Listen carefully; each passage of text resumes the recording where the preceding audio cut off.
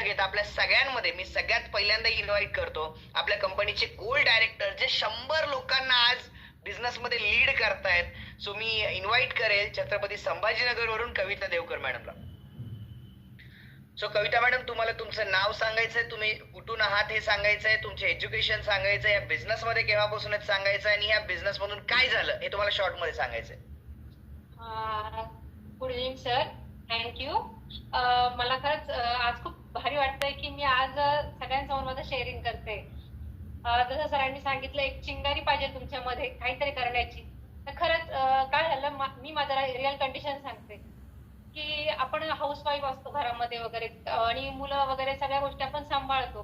पण एक कुठंतरी असं वाटतं, अरे यार आपण घरात बसलेलो आहे, आपलं शिक्षण झालेलं आहे, पण आपल्याला म्हणजे असं समाजामध्ये एक व्हॅल्यू नसते, स्वतःचा रिस्पेक्ट नसतो, कॉन्फिडन्स नसतो. आपण जेव्हा मुलांच्या स्कूलमध्ये वगैरे जातो तेव्हा आपल्याला असं वाटतं, अरे ही आपल्या सारखीच लेडीज आहे, ही जॉब करते, घर सांभाळते, सगळ्या गोष्टी करते, मग आपण का नाही.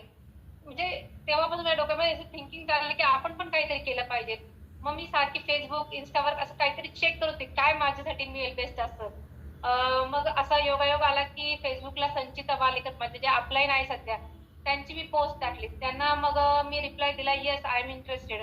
मग त्यांनी मला सांगितलं की मॅडम मला ह्या नंबरवर कॉल करा. मी कॉल केला, त्यामुळे मॅडम आमची थोडस इंटरप्ट करेल मॅम, म्हणजे तुमची ओळख फेसबुक वरून झालेली आहे संचिता मॅडम सोबत, राईट? फेसबुक म्हणजे अननोन व्यक्ती, आणि मी फेसबुक विश्वास ठेवला व्यवसायाबद्दल. हो, अननोन व्यक्ती. आणि मला फेसबुक वापरायला अजिबात आवडत नाही, कारण की ते आपण ऐकतो ना, ऑनलाईन असं असतं, ऑनलाईन तसं असतं, फेसबुक चांगलं नसतं.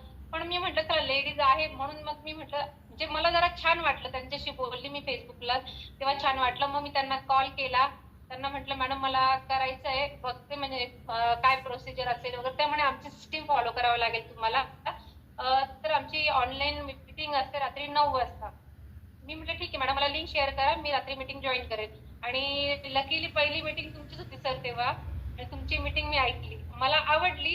पण तरी नेहमीप्रमाणे लोक म्हणतात ऑनलाईन बिझनेस असतो, फेक असतो, आणि थोडी आणि आपलं रजिस्ट्रेशन चार्जेस वगैरे असतात. मला भीती वाटली, म्हटलं अरे आपण पैसे पेड करू, पुन्हा फसलो तर. त्यात अजून घरात कोणाला सांगितलं पण नाही, विचारलं पण नाही. म्हणजे ठीक आहे चला, म्हटलं जातील किती जातील, 1999 जातील, ठीक आहे म्हटलं, काय प्रॉब्लेम नाही. असं आपण बाहेर गेलो तर खर्च होतातच, ठीक आहे.